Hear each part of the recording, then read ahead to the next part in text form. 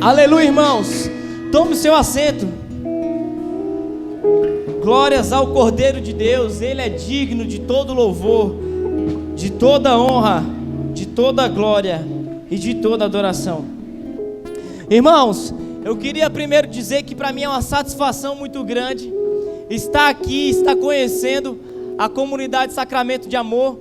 Eu creio que não existe nada mais poderoso em nossa vida do que a gente sair de casa para servir a Deus, para estar num momento como esse.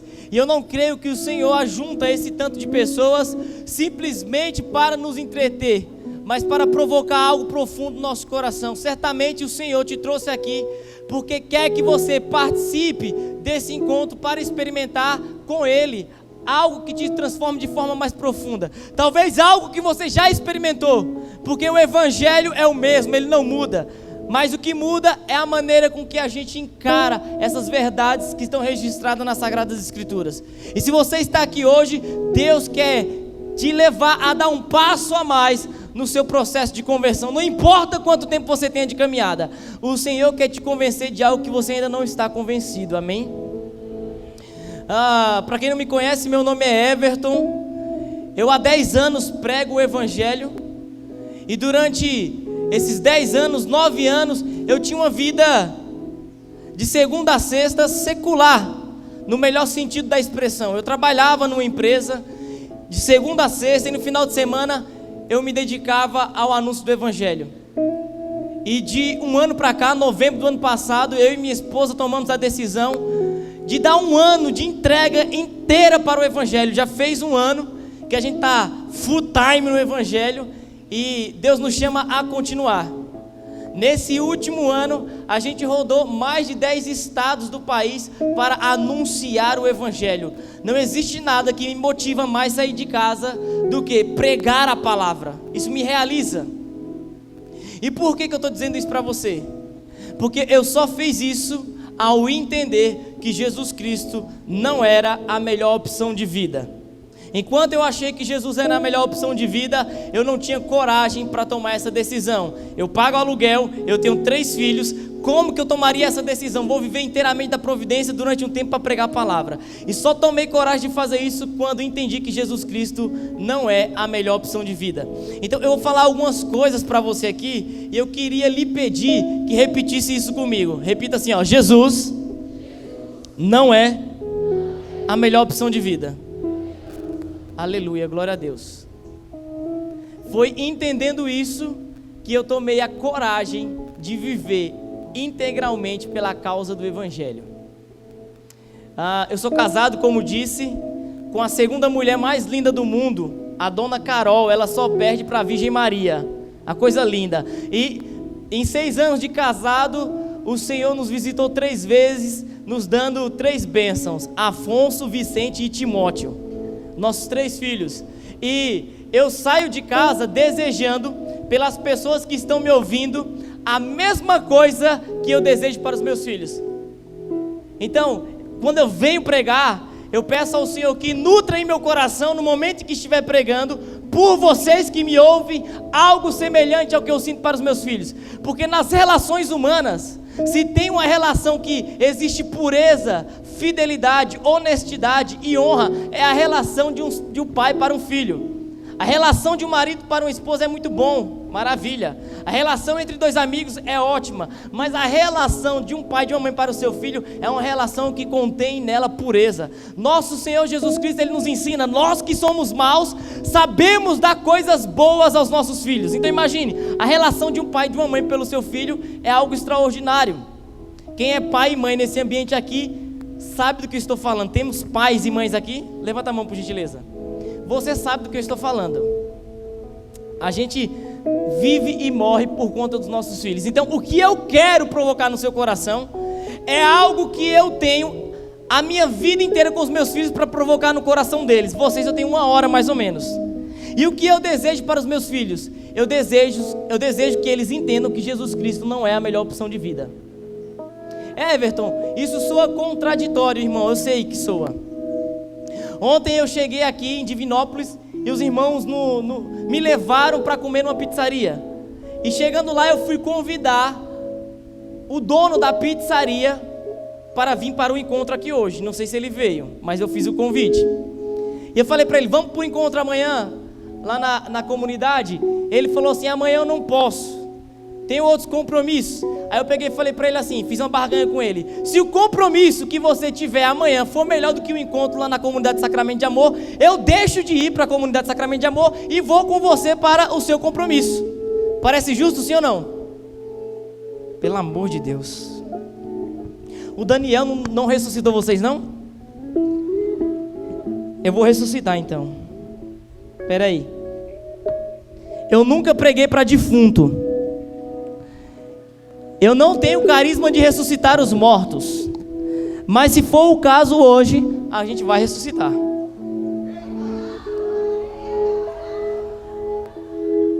Levanta a sua mão direita. Faz uma oração assim comigo. Senhor Jesus, eu autorizo que caso eu durma, caso eu converse com o irmão que está do lado, caso eu me distraia, caso eu não reaja à pregação da palavra, o Everton pode tacar água na minha cara, ou o microfone na minha cabeça, e onde a água não chegar, o irmão que está do meu lado pode puxar o meu cabelo, e se for careca você dá um tapa. Amém? Ó, aleluia, aplauda o Senhor, pode aplaudir, vamos lá. Ó, se você dormir, se distrair ou morrer, a sua oração vai ser atendida, amém? Eu taco mesmo, viu? Não tô brincando, tô falando sério, viu?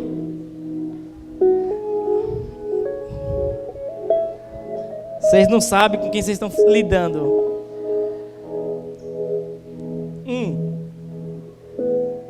O que eu dizia?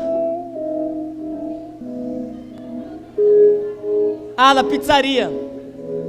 Aí ele falou assim, eu tenho um outro compromisso. Eu falei para ele, então beleza, se o seu compromisso for melhor que o encontro amanhã na Sacramento de Amor, faz o seguinte, eu deixo de ir para lá e vou com você, ué. Porque pode ter algo melhor do que o encontro da Sacramento de Amor, sim ou não?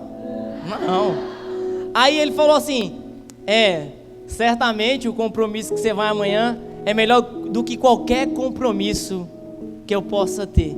E a minha pergunta para o Espírito Santo foi, se ele sabe que lá é melhor, por que ele escolhe o menos melhor em vez de escolher o melhor? Parece óbvio, sim ou não? E o Espírito Santo já tinha me ensinado isso em outra ocasião da minha vida. Ele falou assim, as pessoas não escolhem definitivamente Jesus porque elas acreditam que Jesus é a melhor opção de vida. Mas Jesus não é a melhor opção de vida. E enquanto o mundo achar que Jesus é a melhor opção de vida, vão escolher outras opções. Aí eu falei, Espírito Santo, não entendi nada, me explique. Ele me explicou, e se eu entendi, certamente você também vai entender, porque você é mais inteligente que eu. Aí o Espírito Santo começou a me lembrar algumas passagens do Evangelho segundo São João. Se alguém se direcionar a você e perguntar assim, quem é Jesus?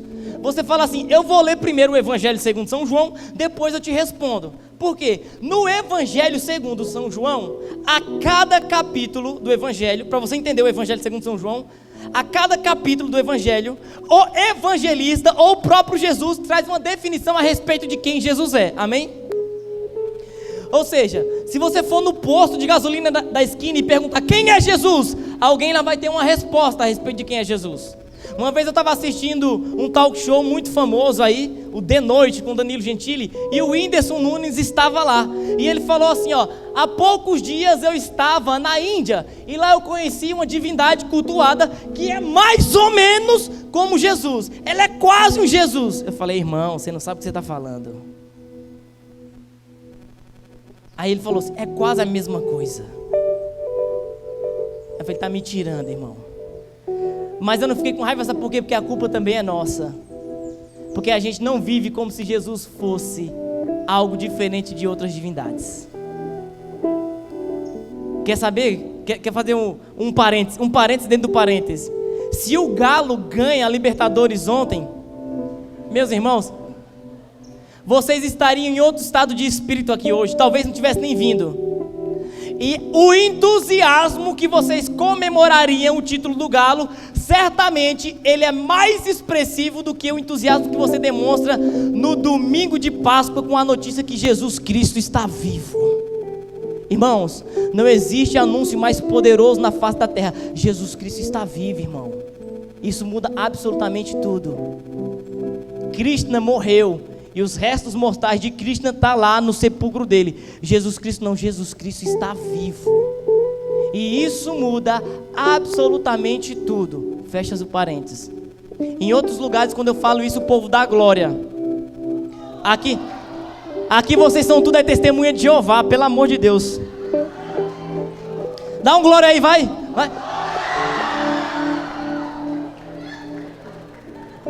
Eu tenho mais água, tá? Se possível, traga uma mangueira, por gentileza. Irmão, Jesus Cristo está vivo, irmãos.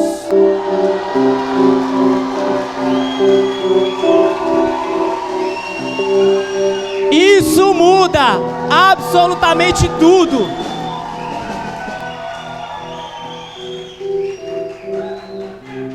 Eu preguei isso esses dias no evento e arrumei briga com um monte de gente, mas não tem como a gente mentir. Se você pega um avião, você vai para a Arábia Saudita, túmulo de Maomé. Chega lá, você vai encontrar o túmulo de Maomé e lá vai estar escrito: aqui jaz Maomé. E o que tem lá dentro do túmulo de Maomé? Os restos mortais de Maomé. Se você vai, sei lá, para a França, no túmulo de Allan Kardec, o pai do espiritismo, sabe o que você vai encontrar lá? O túmulo de Allan Kardec, com os restos mortais de Allan Kardec lá dentro, e aqui jaz Allan Kardec. Se você for lá para a Índia, você vai procurar onde está o túmulo de Krishna. Esse que o Whindersson falou que era a mesma coisa de Jesus. E quando você chegar lá, vai estar o túmulo do Krishna. Aqui jaz Krishna, os restos mortais vai estar lá. Agora, se você pegar um avião e for lá para a região da Palestina, Jerusalém, e procurar onde que foi enterrado Jesus o Nazareno, quando você chegar lá, vai estar lá uma plaquinha: morreu, esteve aqui 3 dias, mas não está mais. Cristo ressuscitou, Jesus está vivo, irmão. É a esse Deus que nós servimos. Olha só, presta atenção, é lícito festejar o título do Galo, o título do Cruzeiro, ou de qualquer que seja o time, mas não pode se conceber o fato de que a minha alegria, porque o meu time do coração conquistou um título, possa ser maior do que o fato de que Jesus Cristo ressuscitou dentre os mortos, irmãos. Isso não pode acontecer. Se a Bíblia está falando a verdade e Jesus é o que a Bíblia está falando que Ele é, não podemos conceber a ideia de fazer uma escolha moderada por Ele. Não faz sentido. Se Jesus é o que a Bíblia diz que Ele é, não faz sentido fazer uma escolha meia boca pelo Evangelho. Ou é tudo ou é nada. Eu vou meter esse microfone na tua cabeça para ver se você acorda. Em nome de Jesus, irmão. Rompe com tudo e escolha Jesus. Amém? Eita, deixa eu voltar. Eu estava falando para você que Jesus não é a melhor opção de vida. Daqui a pouco eu vou entrar na pregação. Peraí. O Evangelho segundo São João, ele traz definições então a respeito de quem Jesus é. É no Evangelho segundo São João que está contido que Ele é o verbo eterno do Pai. É no Evangelho segundo São João que está contido que Ele é o pão da vida. É no Evangelho segundo São João que está contido que Ele é a porta das ovelhas. É no Evangelho segundo São João que está contido que Ele é o bom pastor. É no Evangelho segundo São João que está contido que Ele é a luz do mundo e quem o segue não anda em trevas. É no Evangelho segundo São João que está contido que Jesus é o caminho, a verdade e a... Espera aí, segura. João 14,6: eu sou o caminho, a verdade e a vida. Ou seja, Jesus está trazendo uma definição a respeito da vida como sendo o que Ele é. Ele não simplesmente porta a vida, carrega a vida ou tem uma porção de vida. Ele é a vida. Portanto, qualquer realidade que coloque Jesus em posição secundária não pode ser chamada de vida. Pode ter sombra de vida, roupagem de vida, mas vida verdadeiramente, vida em abundância, só existe onde Jesus está na centralidade dessa realidade. Jesus não é a melhor opção de vida. Jesus é a única opção verdadeira de vida, irmão. Não existe vida fora dele.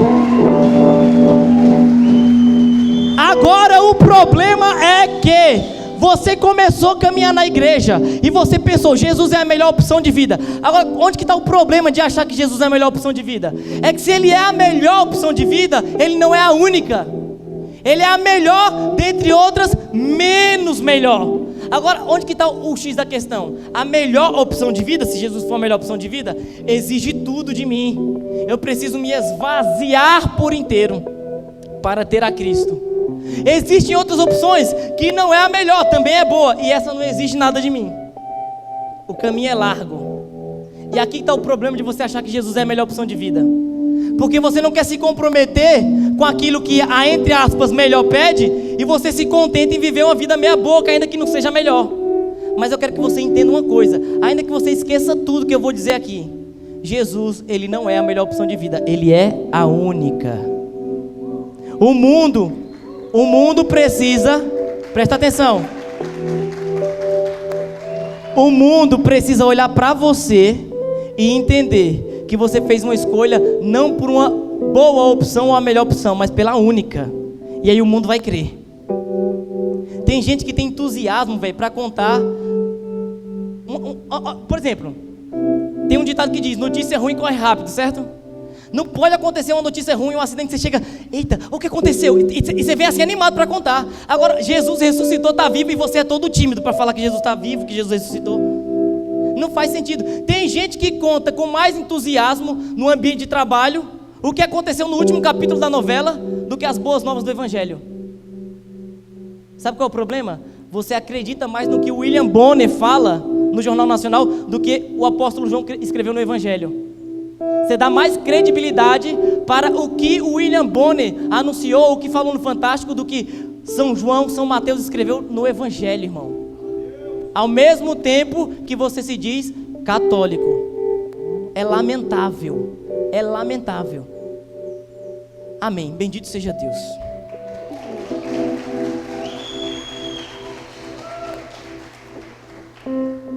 Não estava no script, mas assim foi. Aleluia. Irmãos, me deram um tema, e o tema, ele de alguma forma também foi abordado pelo Daniel. E o tema da pregação seria, eu peço a licença aqui, seria enchei as talhas. E se eu pudesse dar um título nessa pregação, eu colocaria esvaziem as talhas. Porque eu acho que a necessidade maior hoje, principalmente para nós que já caminhamos na igreja, em vez de encher a talha, é esvaziar ela. Então, se eu puder, se vocês me derem essa licença, o título da pregação é esvaziem as talhas. Everton, você é um herege, porque você está falando o contrário daquilo que Jesus falou. Então não, irmão, você vai entender. Fica aqui comigo. Se você for embora, volta agora. Existem muitas surpresas na nossa vida. Todos nós passamos por dificuldades, coisa que a gente não espera. Do nada a gente está vivendo uma vida tranquila e aparece uma condição adversa que nos pega de surpresa. E geralmente nós temos um olhar generoso para o pessimismo. Quando acontece uma dificuldade na minha vida, eu foco no problema, e exatamente o foco no problema me faz ter dificuldade de encontrar a solução. Você pode ver, uma pessoa que está padecendo suplícios financeiros, falta dinheiro na casa dela, não está conseguindo pagar as contas, e a resposta viria se ela conseguisse pensar na possibilidade de gerar uma renda, mas é justamente a falta de dinheiro que a impede de pensar numa possibilidade de gerar renda para a casa dela. Então, por exemplo, você se defronta com o problema, e o foco no problema, que poderia ser uma oportunidade para você, acaba se tornando principalmente a dificuldade de você encontrar a solução. Quem está me entendendo? Então, se diante de um problema eu enxergo o fim, ele me paralisa. Na fé em Cristo Jesus, o problema para mim é uma oportunidade. Quantas pessoas, porque ficaram desempregadas, se desesperaram, porque colocavam a confiança da vida delas naquele emprego, e vieram à falência total, caíram até numa depressão. E outras pessoas, por sua vez, quando perderam, por exemplo, o emprego, encontraram na ausência do emprego a oportunidade de empreendimento e ascenderam na vida financeira. Estão entendendo o que eu estou falando? O que o evangelho que a gente vai ler aqui está querendo nos ensinar? Diante das intempéries da vida, olhe isso como uma oportunidade e não como um fim. Em Cristo Jesus, a dificuldade é a possibilidade. Longe de Jesus, isso é o fim. Irmãos, temos um casamento, uma festa de casamento. Acabou o vinho, ou seja, um problemão, como Daniel falou aqui. Mas antes de acabar o vinho, já tinha acabado outra coisa. O que acabou antes do vinho? Vamos ler, peraí. Vamos juntos. Evangelho segundo São João, capítulo 2, versículo 1. Acha aí, rapidinho. Abra a Bíblia ou ligue a Bíblia, não sei. Ou apenas ouça o que eu vou dizer para a gente não perder tempo. Quem conseguir achar rápido, acha rápido. Vai lá. 1, 2, 3. Quem achou, diga eu achei. Quem achou primeiro vai ganhar um presente do Eduardo. Aleluia. Quem não achou, só presta atenção redobrada. Vamos lá. A palavra diz assim, ó. No terceiro dia, repita comigo, no terceiro dia. Agora faz de conta que você está vivo. Fala, no terceiro dia. Agora faz de conta que você crê. No terceiro dia. Amém. Houve um casamento em Caná da Galileia. E a mãe de Jesus estava lá. Também Jesus e seus discípulos foram convidados para o casamento.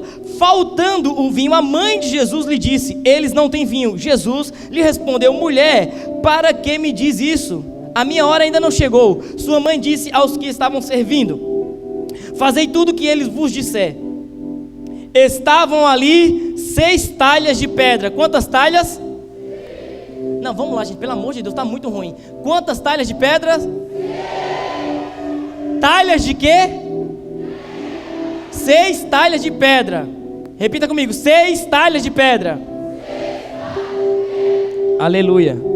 De quase 100 litros cada, destinadas à purificação rituais do judeu. Repete comigo, destinada à purificação dos judeus. 6 talhas de pedra destinada à purificação judaica. Jesus disse aos que estavam servindo: enchei as talhas. Essas são para nós palavra da nossa salvação. Dá um beijo na sua Bíblia. E se você crê no que está escrito aqui, aplauda a palavra de Deus, por favor. Aleluia. Existe um casamento, uma festa, e acontece um problemão. Que problemão? Acabou o vinho. Mas antes de acabar o vinho, acabou outra coisa. O que acabou? A água. Antes do vinho acabar, a água tinha acabado anteriormente. E Jesus tinha percebido isso quando ele chegou na festa. Porque, como disse bem o Daniel, a água era utilizada para adentrar a festa, para se purificar das impurezas exterior à festa. Então, quando Jesus chegou, ele percebeu que a água estava no fim. A Virgem Maria notou uma segunda ausência, que foi a ausência de vinho. Mas Jesus já tinha percebido a ausência de água. E diante, não de um problema, mas de 2, Jesus enxergou o quê? Uma oportunidade, uma possibilidade de preparar um novo povo em seu sangue para provar um vinho novo. Eu espero em Deus que você seja um povo que já caminha na igreja. Porque assim, eu gosto muito de ler a Bíblia quando eu estou pregando. E quando a gente vai no encontro de primeiro anúncio, o povo não tem paciência para isso. Eu tinha até pedido um pedestal para a gente ficar aqui sem muitas performances, mas para que você entenda o que o texto bíblico está falando para nós. Só que a gente lê correndo, sem mastigar, e não percebe o que a Bíblia está escrachando na nossa cara. Se a gente voltar e começar a ler o capítulo 1, a gente está no capítulo 2 do Evangelho segundo São João, certo? No capítulo 1 tem o prólogo, o famoso prólogo, onde João diz que Jesus é o verbo eterno do Pai. Desde toda a eternidade, ele está no seio da Trindade. Beleza. Depois disso, começa o testemunho de João Batista. E lá no versículo 19 do capítulo 1, o título na minha Bíblia está assim: o tempo dos sinais. Presta atenção. A palavra de Deus, nesse trecho que a gente acabou de ler, vai relatar o primeiro milagre de Jesus em seu ministério público, amém? E no final do relato, o que João diz? Esse foi o primeiro milagre de Jesus. Realizou em Caná da Galileia e os seus discípulos creram nele. Quem está dormindo volta, pelo amor de Deus, presta atenção no que eu estou falando.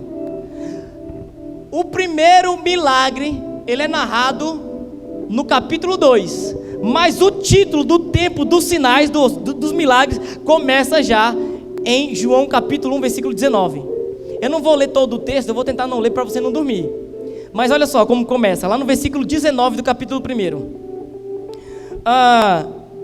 Esse é o testemunho de João, quando os judeus enviaram de Jerusalém sacerdotes e levitas para lhe perguntar: quem és tu? Ele confessou e não negou. Ele confessou e não negou. Ele confessou: eu não sou o Cristo. Perguntaram: quem és então? Tu és Elias? Respondeu: não sou. Tu és um profeta? Não, respondeu ele. Perguntaram-lhe: quem és afinal? Precisamos dar uma resposta àqueles que nos enviaram. Que dizes de ti mesmo? Ele declarou: eu sou a voz que grita no deserto. Endireitai o caminho para o Senhor, conforme disse o profeta Isaías. Eles tinham sido enviados da parte dos fariseus e perguntaram a João: por que então batizas? Por que então batizas? De novo, por que então batizas? Cadê? Eu perdi onde eu estava lendo. Cadê Jesus? Qual? João lhe respondeu: eu batizo com o quê? Não, vamos lá, pelo amor de Deus, gente.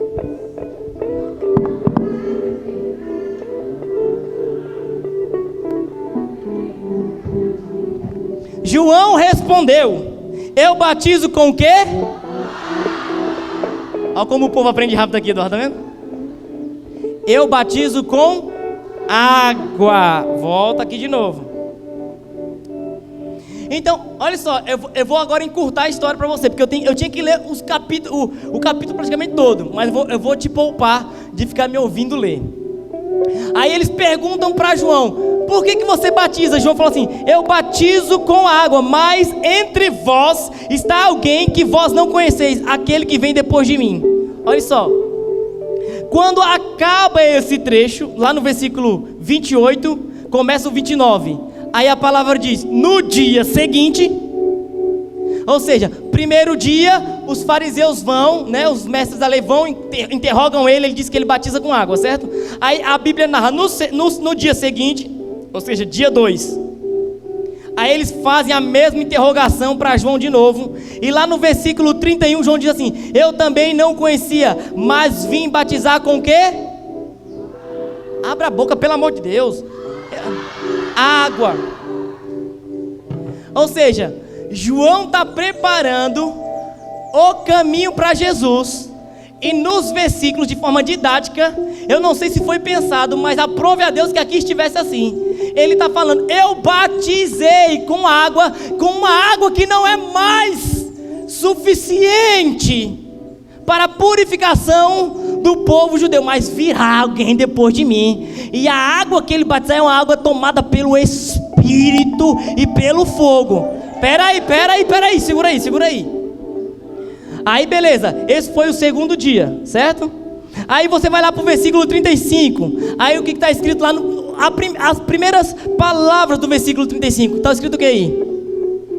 No dia seguinte de novo, ou seja, terceiro dia. Repita comigo: terceiro dia. Aí você vai ler depois quando você chegar em casa. Aí João, ele está como que interrompendo o ministério dele. Eu batizava com água, isso já não serve mais. Aí ele pega 2 dos seus discípulos e fala assim: eis o Cordeiro de Deus que tira o pecado do mundo. Um deles era André. André pega e segue Jesus e vai embora. 3 dias, repita comigo assim: 3 dias. Aí a gente vai de novo lá agora para o capítulo 2. E como que ele começa? No terceiro dia. Irmãos, existe a numerologia bíblica, e os números significam muita coisa dentro das Sagradas Escrituras. O número 3, ele carrega a plenitude, assim como o número 7. Por exemplo, são 3 as virtudes teologais, são 3 as pessoas da Trindade. Tem várias coisas. O símbolo geométrico que representa a Trindade é um triângulo, ele tem 3 lados. Jesus, ele ressuscita após o 3º dia. O profeta Jonas fica 3 dias na barriga do peixe. Então 3 dias, ele é a plenitude, é a confirmação de algo que se concluiu. E por que Jesus fica no sepulcro 3 dias? É porque isso oficializa que alguém de fato morreu. Na cultura judaica esperava-se de costume 3 dias para enterrar. Por quê? Porque como não tinha exame, não tinha autópsia para fazer, esperava 3 dias para garantir o quê? Aquela pessoa de fato morreu. Porque tinha gente que ficava como morto, quando dava 1 dia a pessoa voltava, 2 dias voltava, mais 3 dias era garantido, de fato bateu as botas. Olha só, Lázaro é ressuscitado no quê? No 4º dia. Só que fala que quando Jesus chegava lá, ele já cheirava mal. Ele tinha passado já da confirmação de que estava morto. E Jesus o traz à tona de volta à vida. Ou seja, o número 3, nessa circunstância, está falando para nós o quê? De morte. Acabou, se concluiu, para que algo novo venha à tona. A Bíblia, antes de falar do primeiro sinal, do primeiro milagre de Jesus, o percussor, ele aparece 3 vezes falando a mesma coisa. Finalizou meu tempo, acabou, eu batizava com água. Aí Jesus chega onde? Em Caná da Galileia. E o que Jesus se depara? Com 6 talhas completamente vazia. Ou seja, a água acabou. A água de quê? Pelo amor de Deus, gente, fica comigo. Se você for embora, volta, em nome de Jesus. A água servia para quê? Eu vou pegar a água e vou lá no fundo. Ô Daniel, me ajuda, Daniel. Leva a água lá. É sério, é sério. Por favor, Daniel. Eu sei que ele é, por isso que eu estou pedindo para ele. Vai lá, Daniel. Vai lá no fundão. Eu vou perguntar. Aí, dependendo da reação, você age como você quiser. Pode ir lá. Eu vou perguntar, já fica lá já. Tamo junto.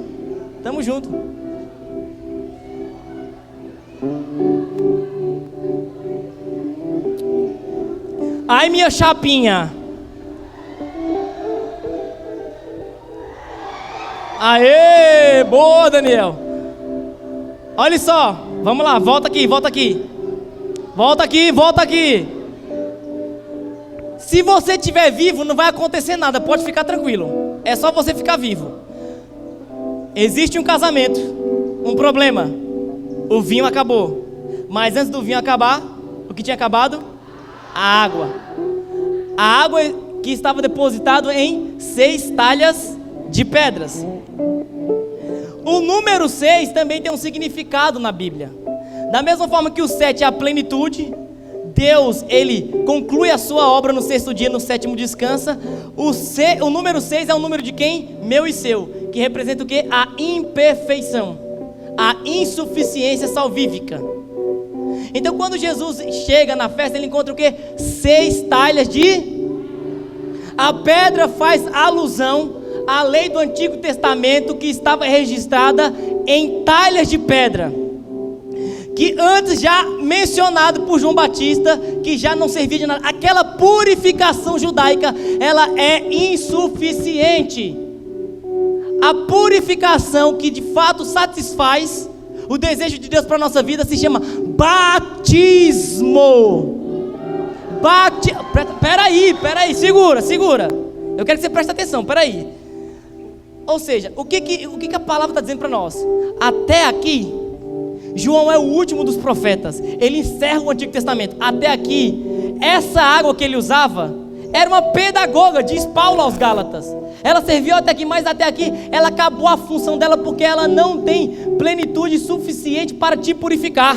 Ela acabou. Então, antes do vinho ter acabado, Jesus está revelando a ausência de água, que é a partir dela que vai vir a solução para me preparar para tomar um vinho novo. O que vai preparar a gente para tomar o vinho novo é ser purificado primeiro pela água, não a água que João batizava, a água que Jesus nos garante através do seu Espírito. E o que é o batismo? A palavra batismo significa submersão. Jesus morre, ressuscita ao terceiro dia. E o que é o batismo? É eu mergulhar com Cristo na morte dele e com ele ressuscitar plenamente. E aí eu estou preparado para quê? Para a Eucaristia, para tomar o vinho novo. Quem está me entendendo, diga amém. Presta atenção. 6 talhas vazias, 6 talhas. 6 é um número perfeito ou imperfeito? Então e a palavra, olha só que interessante, a palavra diz que cada uma das talhas cabia mais ou menos 100 litros, ou seja, 600 litros. E a palavra diz que elas ficaram cheias até a boca. Por exemplo, se 3 é um número perfeito, se 7 é um número perfeito, se 10 é um número perfeito, os múltiplos desse número também são perfeitíssimos. Então, por exemplo, Jesus fala assim: não devo perdoar 7 vezes, devo perdoar 70 vezes 7. Se 7 é perfeito, 70 é o quê? Perfeitíssimo. Está entendendo? Então, se 10 é perfeito, 100 é o quê? Perfeitíssimo. Então, são 6 talhas imperfeitas, perfeitamente cheias, para proporcionar o quê? A verdadeira purificação e, consequentemente, o milagre da transformação de água em vinho. Tem alguém comigo aqui me entendendo? Pera aí, segura aí. Então, quando Jesus vê as talhas vazias, em vez de enxergar o problema, Jesus enxerga o quê? A possibilidade. E essas talhas só foram possíveis ser cheias porque estava vazia. Talvez Jesus está falando para você: encha a talha. E você está com dificuldade de encher a talha, sabe por quê? Porque a tua talha está cheia de outras coisas. E quando você tenta colocar água para encher essa talha, que é de fato o precursor do milagre na tua vida, você não consegue. Então, em vez de te exortar a encher as talhas, a minha pregação para você aqui, Sacramor, é a seguinte: esvazie as suas talhas, para que possa ser cheia da água do Espírito. E aí você provar do vinho novo, esvazie a sua talha. Porque o pré-requisito básico para encher as talhas é que antes elas estivessem vazias. Então aquilo que para o mundo era um problema, porque a gente não poderia mais se purificar, Jesus veio como uma solução. Repete para quem está do seu lado assim: o seu problema para Jesus é uma oportunidade, é uma possibilidade. Eu sei que isso envolve constrangimento. Eu não gosto de pedir para ficar falando da pessoa do lado, mas é bom falar para ela acordar.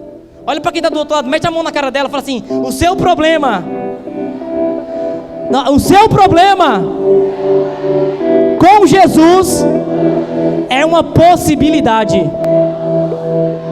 Volta para cá, volta para cá. Escuta o magrinho. 15 minutos falado que eu só tenho. Vamos lá, vou tentar.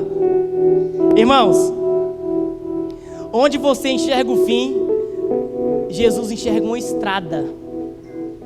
Só que você se converteu, você começou a caminhar na igreja. Aí o que aconteceu? Você viu uma aula do Padre Paulo Ricardo e você aprendeu que faltar na missa de domingo é pecado mortal. Diga: uau, o Padre Paulo Ricardo está certo.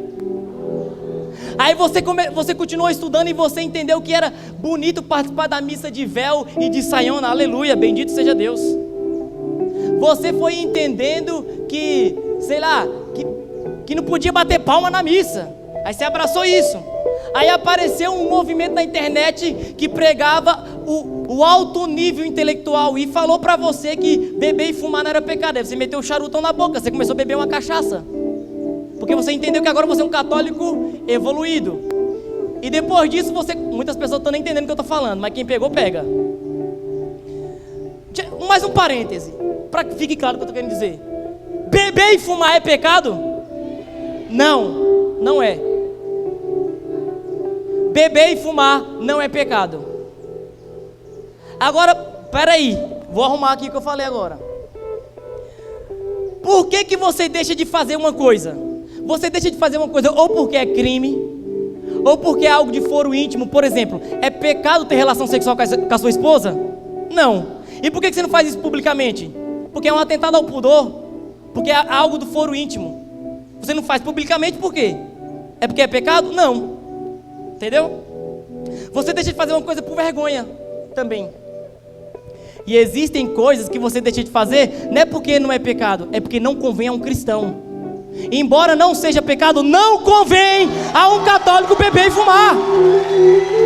Olha só, presta atenção aqui, ó. E quem, presta atenção, fumador de charuto, olha só. Quem ama, peraí, escuta aí. Quem ama a Jesus não está preocupado em deixar de fazer simplesmente o que é pecado. Quem ama faz o que deve ser feito, embora seja pecado ou não. Não tem essa. Por exemplo, se a gente olhar, presta atenção. O apóstolo Paulo escrevendo aos Filipenses, ele diz o seguinte: por causa dele, eu considero tudo como lixo. Tenho tudo em conta de esterco. Esterco é bosta, tá? Tudo, ele fala tudo. Por conta do conhecimento de Cristo Jesus. Só que se você ler uns versículos antes, Paulo não está renunciando ao pecado, ele está renunciando coisas lícitas. Ele diz assim, ó: enquanto fariseu, eu era formado na melhor escola, a escola de Gamaliel. Cidadania eu tinha tanto judaica quanto romana. Eu tinha moral nos dois povos. Eu falava mais de 4 línguas. Eu era uma pessoa de conduta ilibada. Mas tudo isso eu renuncio em nome de Cristo Jesus. Olha só, Paulo não está falando, presta atenção. Paulo não está falando de pornografia, Paulo não está falando de tabaco, Paulo não está falando de bebedeira. Ele renunciou coisas lícitas.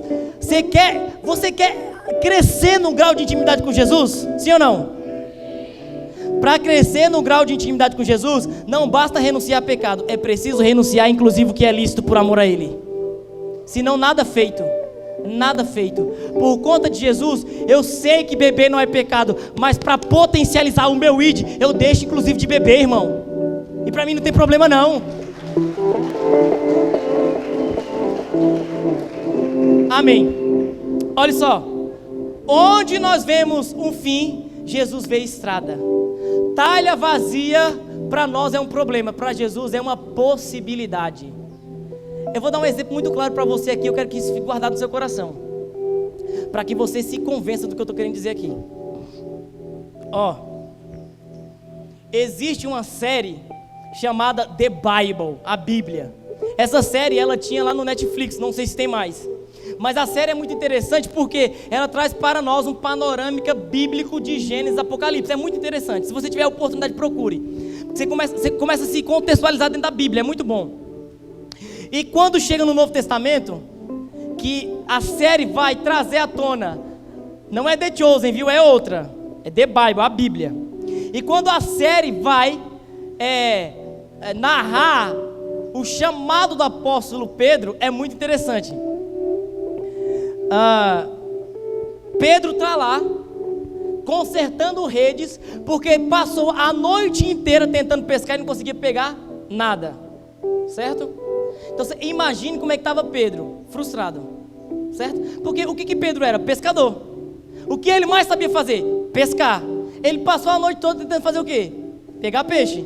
E não pegou nada. Por exemplo, tem alguém aqui que é psicólogo? Sei lá, tem alguém aqui que é advogado? Cadê? Levanta a mão, advogado. Sei lá, um advogado lá no fundo. Socialmente falando, ele é advogado. Socialmente falando, a gente é definido por aquilo que a gente faz. Certo? O que nos define socialmente é a nossa profissão. Tanto é que quando você era criança, seu pai e sua mãe falavam o quê? Menino, estuda para você ser alguém na vida. Ou seja, você só é alguém na vida se você tiver uma profissão, senão você não é ninguém. Socialmente falando, é assim que funciona. Então, por exemplo, um advogado, qual o dia mais frustrante para o advogado? É quando ele deixa de ser aquilo que ele é. Quando o advogado perde a causa, é o dia de maior frustração da vida do advogado. A Carol, que é bancária lá, qual o dia mais frustrante da vida de um bancário? É quando ele perde dinheiro numa transação, sei lá o quê. Para um psicólogo, é quando o paciente dele, depois de 3 meses de tratamento, se mata. Para um arquiteto, um pedreiro, constrói a casa cai. Você quer ver um pedreiro frustrado? Vai ao encontro dele no dia que o muro que ele construiu caiu. É o dia que ele está mais frustrado. Ou seja, Jesus encontra Pedro no seu dia de maior frustração. Pedro passou a noite toda tentando fazer aquilo que ele mais sabia fazer. E o que aconteceu? Não teve resultado nenhum. Vem cá, Eduardo. Já pensou em atuar? Em quê? Atuar. Não. Se Hollywood ver isso aqui, vocês vão perder o fundador de vocês, viu? Ó, vem cá. Senta aqui, Eduardo. Eduardo, nesse momento, deixa de ser Eduardo e passa a ser Pedro. Faz cara de Pedro. Ótima cara de Pedro. Sensacional. Perfeito. Finge que vocês estão gostando, tá? Pra motivar o talento.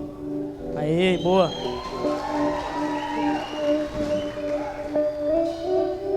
O que acontece? E é muito interessante a maneira que a série nos traz a cena. Imagina a cena. Pedro tá lá triste, faz cara de triste. Só tem essa, vai, mas melhor. Isso, vai.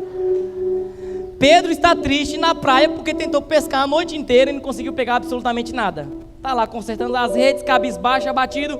Jesus chega na cena. E é aquele Jesus de Hollywood mesmo, sabe? Imagina a cena aqui, ó. Jesus bonitão, o olho azul, daí ele pega e faz assim, ó, o cabelo, ó, câmera lenta. Aí imagina a cena. Aí a cena é o seguinte: Jesus olha para Pedro, o sol está nascendo e o sol reflete no olho de Jesus, ou o olho de Jesus reflete o sol, não sei, é um negocinho lindo, sabe? Fica cara de triste, Pedro, né? Aí Jesus chega e faz a proposta para Pedro: Pedro, vinde após mim e farei de você pescador de homens. Aí o que Pedro faz? Que inclusive a Bíblia narra isso. A Bíblia diz que imediatamente, repita, imediatamente, Pedro larga as redes e segue Jesus. Peraí, volta lá, peraí, volta lá. Senta aí de novo. Olha só, vamos pegar com a nossa humanidade. O cara tá triste, abatido. Um homem chega e fala para ele: vinde após mim e você será pescador de homens. O cara levanta e imediatamente vai. Vocês acham isso normal? Na minha humanidade, o que eu ia pensar? Eu ia imaginar um cara com um anzol no beiço assim, ó, e eu puxando ele. Imagina um homem dentro de uma rede e eu arrastando o homem assim da rede. Talvez um nordestino igual eu tinha dito assim: sai pra lá, macho, eu sou homem, vou pescar outro homem. Não faz sentido. Só que a Bíblia diz para nós que Pedro levanta imediatamente. Peraí, Eduardo, você está muito... A Bíblia diz que na proposta de Jesus, ele levanta imediatamente e segue. Não faz sentido. Senta lá de novo. Olha só. Aí eu parei e pensei: Pedro, não faz sentido mesmo um negócio desse. Só que a Bíblia, a série, ela traz isso pra nós de maneira muito legal. Sabe por quê? Porque assim, ó, vamos lá, vou fazer de novo, tá? Ó, fica vendo. Aí, é interessante que Jesus vem e chama ele: vinde após mim e farei de você pescador de homens. Ele levanta, imediatamente começa a seguir Jesus. E na série, ele pega e pergunta pra Jesus: o que vamos fazer? Jesus tinha acabado de dizer o que ia fazer. Ele levanta e pergunta: o que a gente vai fazer? Ou seja, Pedro levantou imediatamente sem saber o que estava indo fazer. Ele só foi. Vamos fazer isso aqui pro pessoal ver como é que vai ficar. Vamos lá, senta aí de novo. Entendeu como é que é, né? Vou te chamar, você vai levantar, aí a gente vai sair caminhando e vai perguntar: mas o que a gente vai fazer? Olha só a resposta de Jesus, tá? Vamos lá, de novo. Não, peraí, tá triste. Cena, ação, vamos lá. Pedro, vinde após mim e farei de você pescador de homens. Ele levanta imediatamente, abandona tudo. O que nós vamos fazer? Mudar o mundo. Valeu, Eduardo, senta lá. Ó, volta aqui. Presta atenção. Pedro levantou sem saber o que estava indo fazer. Amém? Pedro estava como? Frustrado.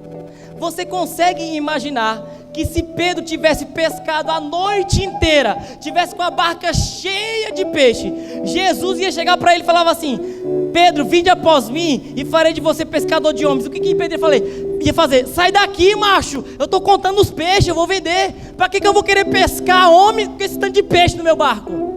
Se Pedro estivesse no dia de êxito, ele não ia dar atenção nenhuma para Jesus, mas porque estava frustrado, não tinha nada a perder, ele se levanta e segue Jesus na visão de Jesus de possibilidade. Presta atenção, sacramento de amor. Sabe o BO que você está administrando aí agora na sua vida? Talvez essa foi a única oportunidade que Jesus encontrou para chamar a tua atenção. Porque se você não estivesse passando por o BO,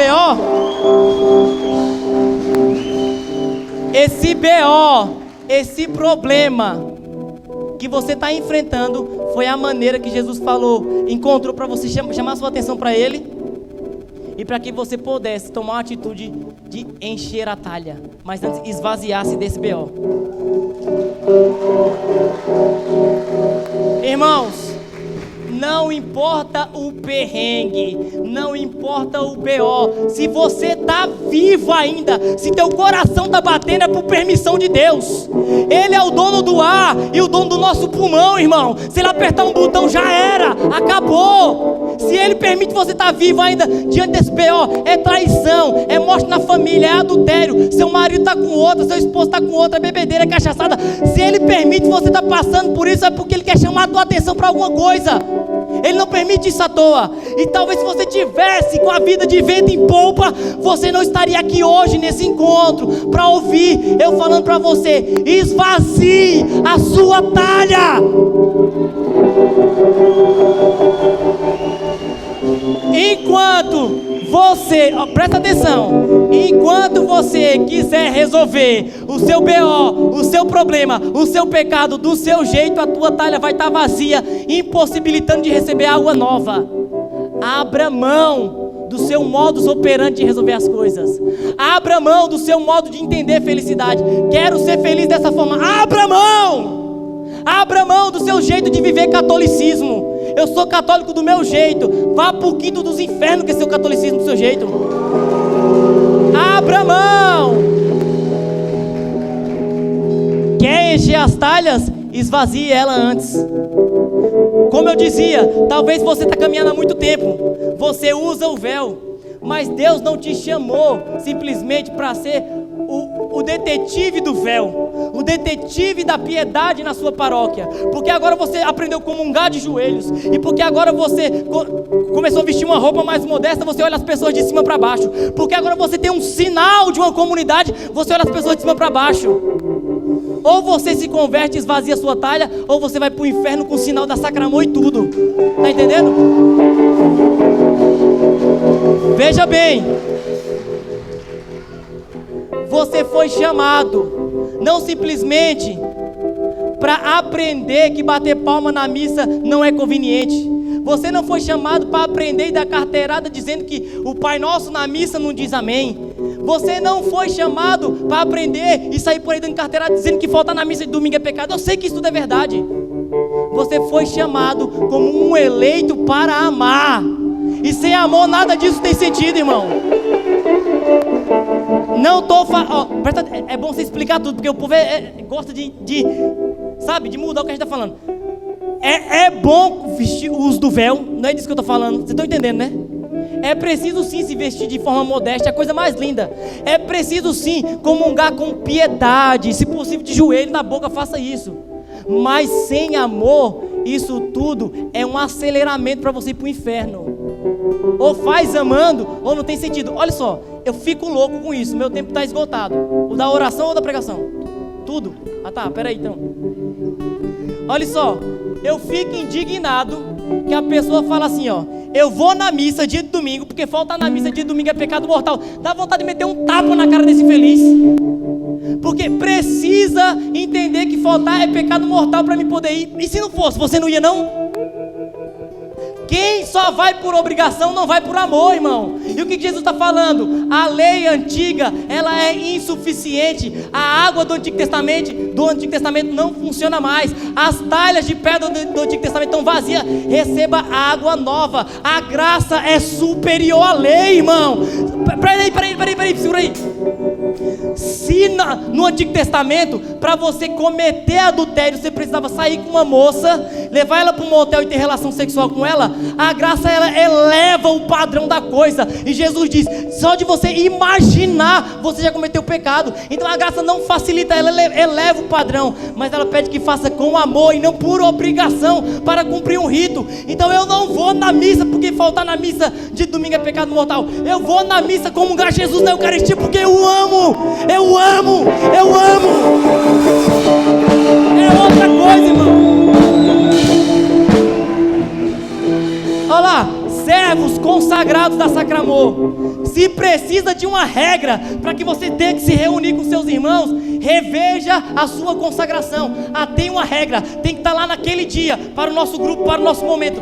Se é a regra que te faz estar lá, reveja a sua consagração, reveja o sinal que está no seu peito, porque não precisa de uma regra. Para mim estar dentro do carisma que eu amo, para que uma regra? Para mim é uma ofensa eu ter que me deslocar para o meu grupo de oração, porque existe uma regra que me obriga a estar lá. Mas a regra só existe porque a gente ainda não ama, porque se amasse não precisava de regra coisa nenhuma. Tá entendendo? E olha só, o milagre foi realizado como a primícia dos sinais. O sinal, ele aponta para alguma coisa. E a palavra conclui o texto, esse trecho falando: e seus discípulos creram nele. Se você está aqui, você é discípulo de Jesus, o que aconteceu aqui e João registrou foi para que você creia no que a palavra diz. Não é no que o Everton está falando, não. Faz o filtro, descarta o que é humano e pega e guarda no teu coração o que está contido nessa palavra. Mais do que você guarda as coisas que você escuta na rede social, no jornal, enfim, bota na cabeça o que São João está falando e leva isso a sério na sua vida. Para de ser um católico meia boca, pelo amor de Deus, irmão. Pelo amor de Deus, vamos fazer o seguinte assim, ó, eu vou fazer o compromisso de viver um ano o evangelho com radicalidade. Vocês vão ver, Divinópolis vai ficar pequeno para vocês, irmãos. Vai ficar pequeno. Fica em pé aqui, fofinho, você. É você mesmo, macho, fica em pé. Olha para trás aí. Tem mais de 12 pessoas aqui? Tem, não tem? Agora veja bem, se 12 homens, um deles vacilou, negou Jesus, 11 homens que foram fiéis ao evangelho fizeram com que o Everton estivesse aqui hoje em Divinópolis, dia 1º de dezembro, pregando a palavra. Imagina o que essa quantidade de pessoas levando o evangelho a sério não pode fazer no estado. Tá entendendo? Experimenta levar Jesus a sério. Experimenta para você ver o que acontece na sua casa, na sua família, na sua vida. Mas é preciso, antes de encher as talhas, é preciso esvaziá-las. E a gente vai rezar aqui agora para que essas talhas sejam esvaziadas, amém? Eu queria pedir que os possíveis servos da comunidade Sacramento de Amor se colocassem no meio dos irmãos, para que a gente possa interceder por eles e ajudá-los a esvaziar essas talhas. Por favor, se posicionem lá. Vamos rezar, vamos ser canal de graça na vida do outro. Na autoridade de batizado, vai se colocando de pé agora. Eu vou pedir o seguinte: vamos tentar ocupar todos os membros, os servos da comunidade, por gentileza. Todos que puderem vir, venham ajudar agora na oração, por favor. E você que está hoje vivenciando o encontro, presta atenção. Segura aí rapidinho, ministério. Vocês vão se espalhar por aqui, de modo a ficar o máximo longe possível da pessoa que está do seu lado. Pode ocupar aqui, ó. Vai se espalhando para os cantos. Ajuda aí, servos. Se espalhe, tente ficar um braço de distância da pessoa. Vem para frente, vai para trás, se espalha aí. Se tiver que ir para ali para fora, pode ir, não tem problema não, mas se espalha aí. Não fique preferencialmente perto de alguém que veio com você, por favor. Fique longe da pessoa que veio com você. É entre você e Jesus agora.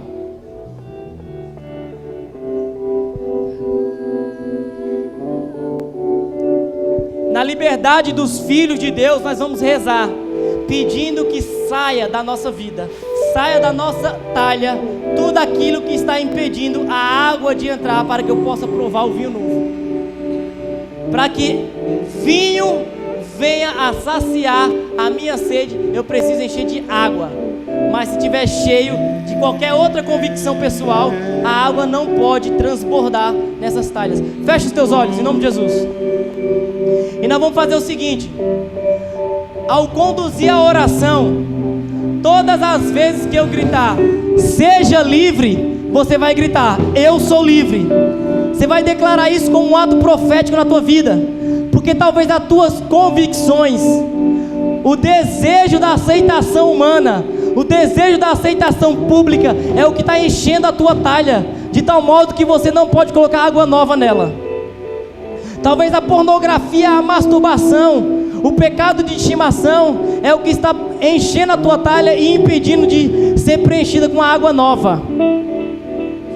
Talvez a ansiedade, a depressão, o medo do futuro está tentando te paralisar, porque está abarrotando a tua talha de tal modo que você não pode colocar água nova nela. Mas em nome de Jesus, seja livre! Feche os teus olhos, olha para dentro de si. Eu quero que você se imagine agora no lugar de maior intimidade lá na tua casa, um lugar que você consegue ficar sozinho, um lugar que você consegue rezar.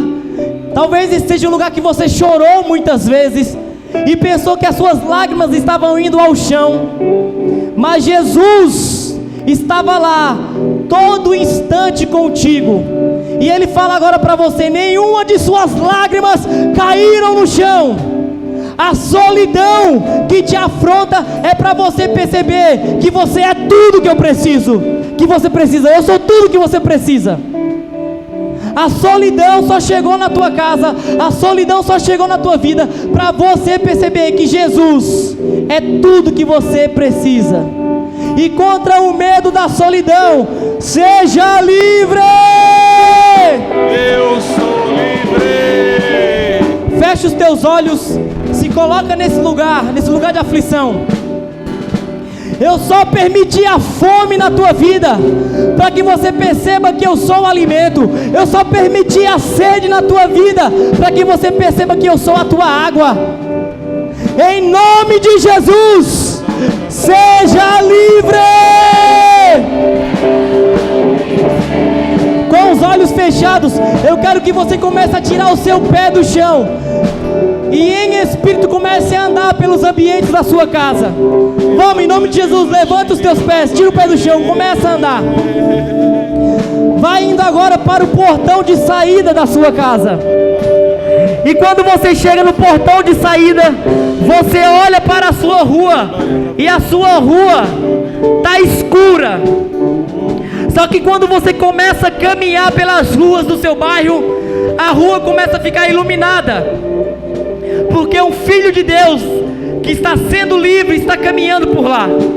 Levanta o seu pé como um ato profético, parado no seu lugar. Vai, levanta o pé em nome de Jesus. Pelo amor de Deus, entre na oração. Deixe o Espírito te levar a essa experiência. Você começa a andar agora. Mais baixinho, ministério, mais baixinho. Presta atenção. Você sente medo do julgamento das pessoas, mas do seu lado Jesus vem e segura a sua mão direita. Coloque a mão para o lado e aperte a mão de Jesus. E na sua mão esquerda, a pessoa que você mais ama segura a sua mão. Segura a mão dessa pessoa. E você começa a caminhar agora pelas ruas do seu bairro, segurando na mão de Jesus e na mão da pessoa que você mais ama. O medo tenta te paralisar, mas você vai tranquilo, porque Jesus e a pessoa que você ama está com você. Vai indo, vai caminhando, deixe-se conduzir. É Jesus e uma pessoa que você ama muito. Só que daqui a pouco o tempo começa a fechar, nuvens densas começam a aparecer, e o dia que estava claro fica escuro novamente. A água começa a bater no seu rosto e a sua rua começa, o seu bairro começa a ficar todo enlamaçado. E a pessoa que te ama muito começa a soltar da sua mão e desaparecer. Você segura na mão da pessoa, não quer soltar, mas Jesus grita no seu ouvido: seja livre!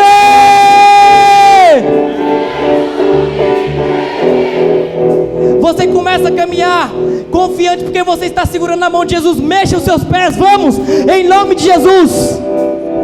Em espírito e em verdade, entre na dinâmica da oração. Deixa Deus agora te transportar para um outro lugar. Jesus fala no seu ouvido: no mundo você terá aflição, mas coragem, eu venci o mundo por você. Você é livre, você é livre. E Jesus solta a tua mão e desaparece. O medo tenta tomar conta de você, mas você lembra da voz de Jesus no seu ouvido: seja livre! Você continua caminhando e uma corrente enrola no seu pé. O nome dessa corrente é impureza, masturbação, pornografia, tentando te paralisar. Mas você lembra da voz de Jesus dizendo: seja livre! Você continua andando com dificuldade, só que uma corrente chamada depressão, ansiedade, síndrome do pânico tenta te paralisar, mas você escuta a voz de Jesus ressoar: seja livre! Você continua caminhando com muita dificuldade e uma corrente chamada respeito humano, aceitação pública, a lembrança que ninguém te quer, ninguém te ama, você foi abandonado, tenta te paralisar, mas Jesus ressoa no seu coração: seja livre! Eu sou livre. As pessoas tentam te lembrar do teu passado, do que você fez outrora, para que você não continue caminhando. Você não vai dar em nada, você não é ninguém, você foi abandonado pela sua mãe, pelo seu pai, pelo seu namorado, você não dá certo em relacionamento nenhum, mas Jesus brada no teu coração: seja livre! Eu sou livre. Em nome de Jesus, ergue os teus braços aos céus agora, na liberdade dos filhos de Deus, e começa a orar: Senhor, obrigado pela liberdade, obrigado, Senhor Jesus, eu me esvazio de mim para encher-me de Ti. Água viva, água viva, água viva.